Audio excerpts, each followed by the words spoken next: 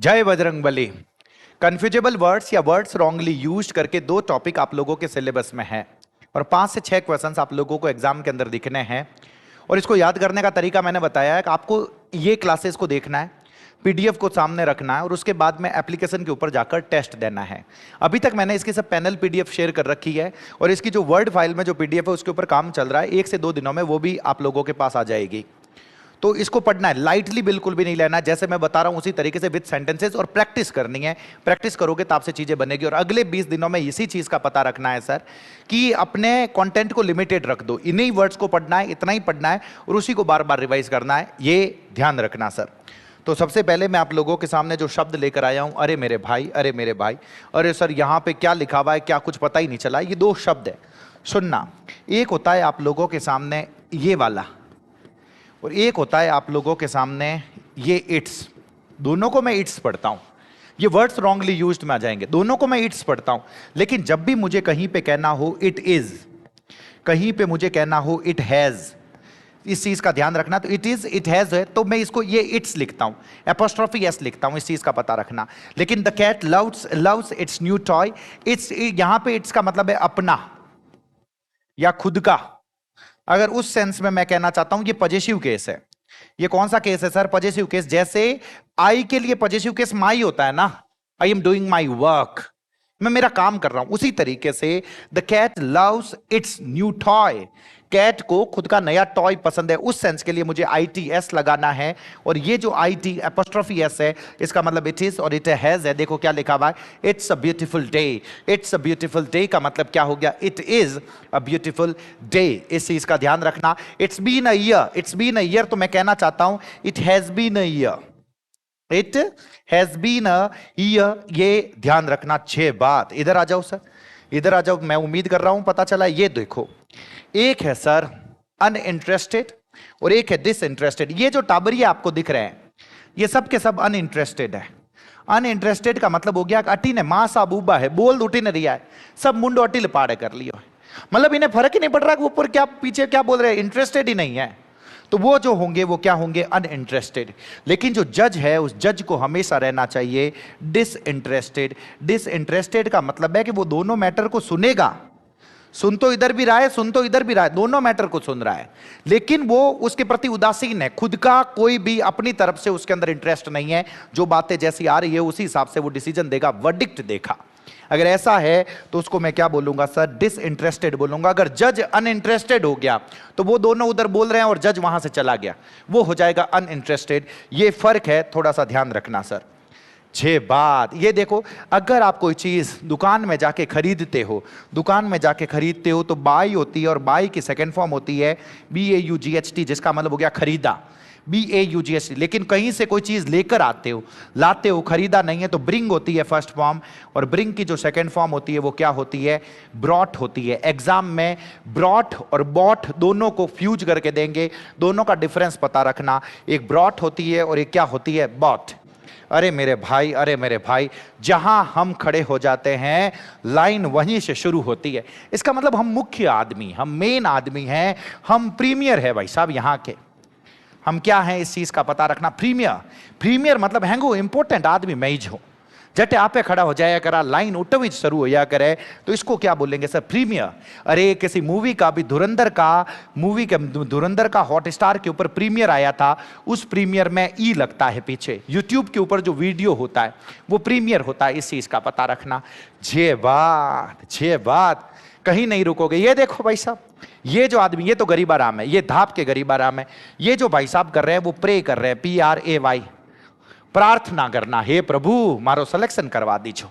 जो ये किया जा रहा है वो प्रे है, ये ध्यान रखना। और यहां पे अरे इन भाई साहब का, ये जो भाई साहब है ये शिकार है और इस शिकार को PREY कहा जाता है। PREY, ये पता रखना। 6 बात। अच्छी ने देखो, अच्छी ने, ये जो है जो बहुत बड़े बड़े 2 समुद्रों को जोड़ रही है ये बीच में, इसको बोला जाता है स्ट्रेट, STRAIT। अभी स्ट्रेट ऑफ हॉर्मुज न्यूज में है तो इस वजह से ये स्ट्रेट वर्ड आ सकता है। अरे भाई साहब, कोई चीज हिदी हिदी जा रही है, बिल्कुल सीधी, ये रोड दिखाई दे रही है बिल्कुल सीधी है, सीधी के अर्थ में होता है स्ट्रेट। STRAIGHT, इसको क्या बोला जाता है? स्ट्रेट। और ये वाला जो होता है वो क्या होता है? स्ट्रेट।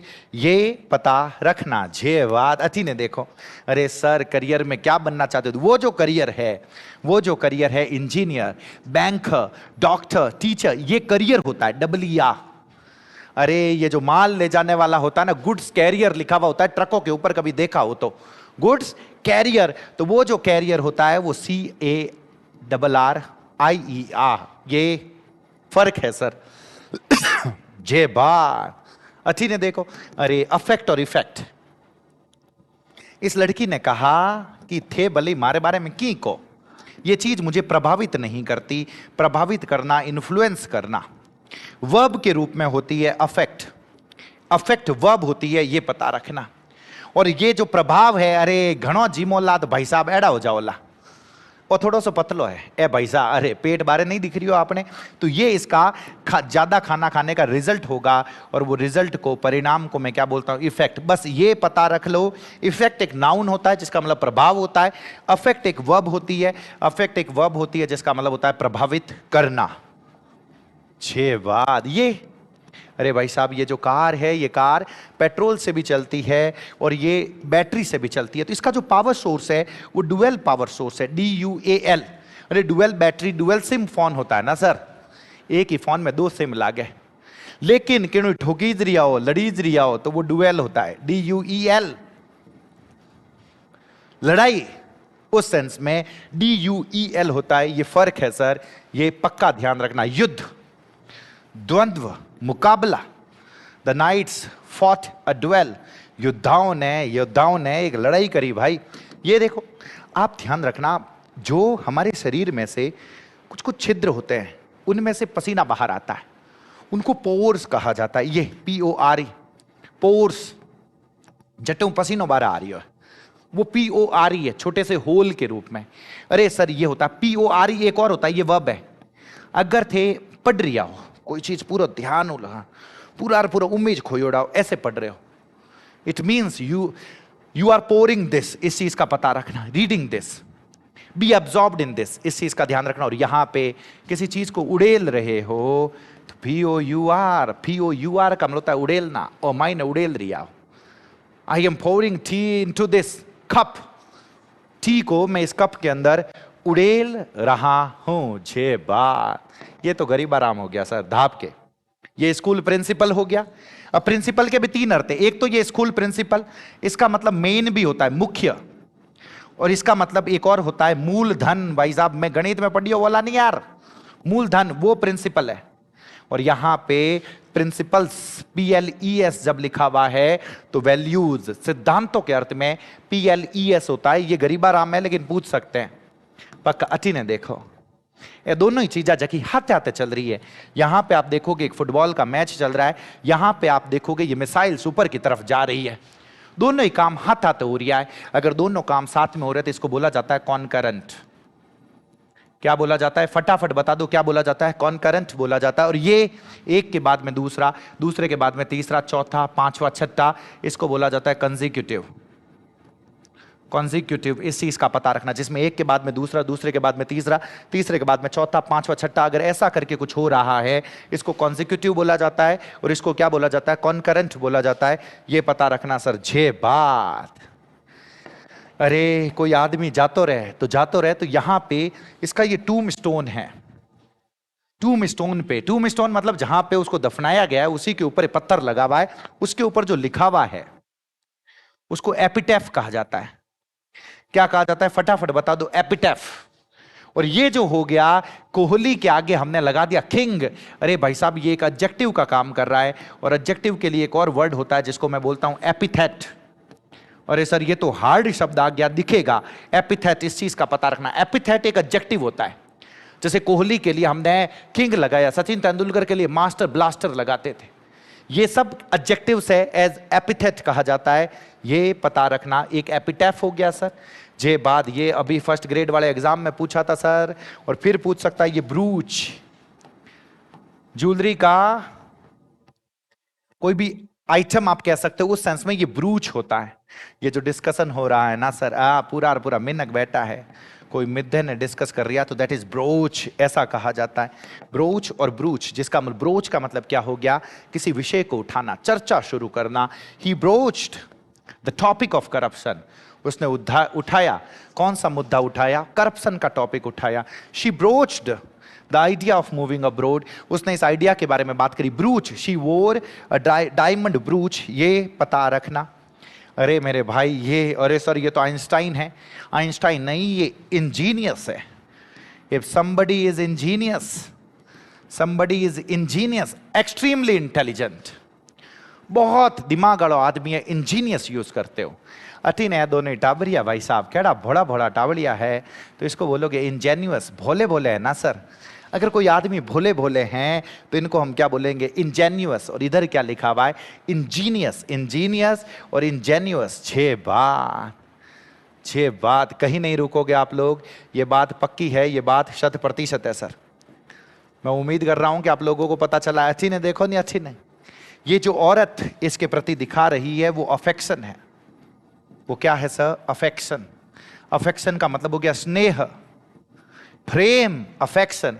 ए भाई जी जगत दिखावो कर रिया है, उसको बोला जाता है अफेक्टेशन। क्या बोला जाता है sir, affectation.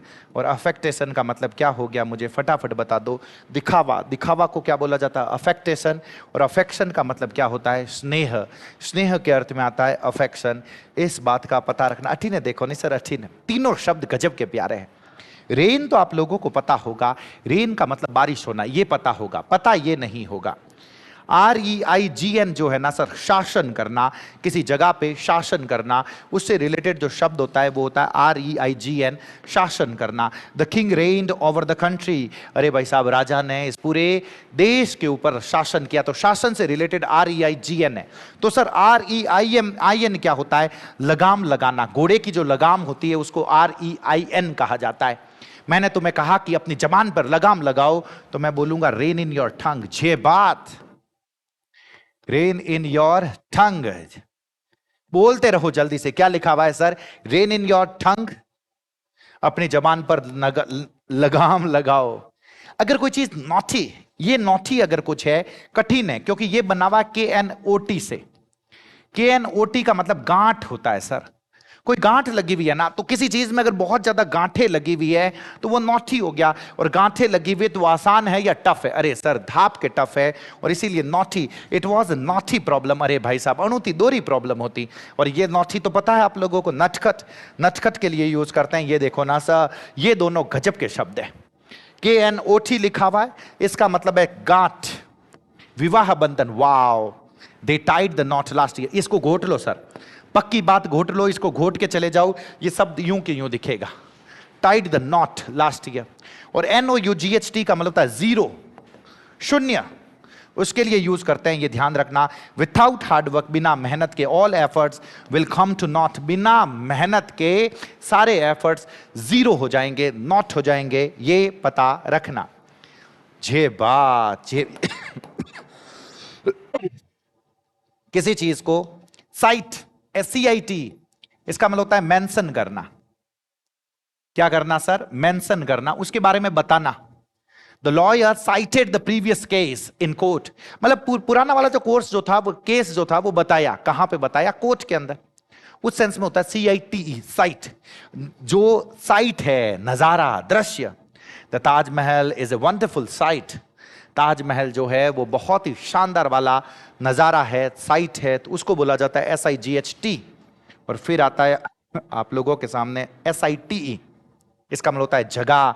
The company chose a new site for the factory, company ने फैक्ट्री के लिए एक नई जगह चुनी, नया स्थान। अरे खासा लोग कया करने के काम माते गियोड़ा है, तो की जगह है, तो साइट माते है सा। साइट का मतलब हो गया काम करने की जो जगह है, उसको मैं क्या बोलूंगा, साइट बोलूंगा, ये पता रखना। 6 बात, ये देखो क्या लिखा हुआ है, SOUL, सोल का मतलब होता है आत्मा सर, आत्मा। Many people believe that the soul is immortal. बहुत सारे लोग ये विश्वास करते हैं कि जो आत्मा है वो आत्मा अमर है, तो उसको मैं बोलूंगा द सोल इज इमॉर्टल। एक SOLE होता है सर, सोल जो एडजेक्टिव होता है, जो एकाकी, प्रधान। ही इज द सोल, इकलौता। Sole owner of the company, वो कंपनी का इकलौता मालिक है, तो उसको मैं क्या बोलूंगा? He is the sole owner of the company. इस चीज का पता रखना। मैं उम्मीद कर रहा हूं कि आप लोगों को समझ में आया है, पता चला है। सर पढ़ते रहें, रिवाइज करें, टेस्ट देते रहें। इन वन शॉट क्लासेस को आप पक्का देखें, टेस्ट देते रहें, क्लासेस को बार बार देखें, और शाम को जो मैं एमसीक्यू की क्लास लेकर आ रहा हूं उसे देखना ना भूलें। जितनी ज्यादा आप प्रैक्टिस करोगे, जितना ज्यादा आप पढ़ के रखोगे, मैं बता रहा हूं दुनिया की कोई ताकत आप लोगों को नहीं रोक पाएगी। तो बहुत बहुत धन्यवाद आप सभी का, बहुत बहुत धन्यवाद। जय बद्र।